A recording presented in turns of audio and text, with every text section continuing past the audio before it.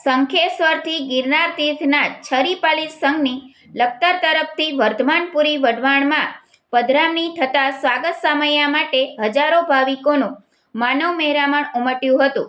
વઢવાણના સિંહ સપૂત તપસ્વી રત્ન પૂજ્ય આચાર્ય શ્રી હેમવલ્લભ સુરીજી મહારાજા 9999 આયંબિલ તપ નિમિત્તે ખાસ પધાર્યા હતા.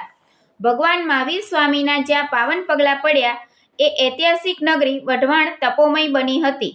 સંઘનું સ્વાગત કરવા માટે બેન્ડ, ઢોલી, મુમુક્ષુઓની 4 બગીઓ અને દેશ વિદેશમાંથી પધારેલા ભાવિકોથી સમગ્ર વઢવાણ જીન ભક્તિમાં લીન બન્યું હતું.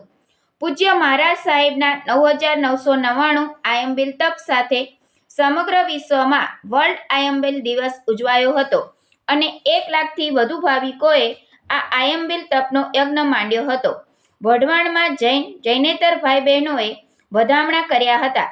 3 કલાક સુધી પૂજ્યશ્રીઓની સ્વાગત યાત્રા ચાલી હતી.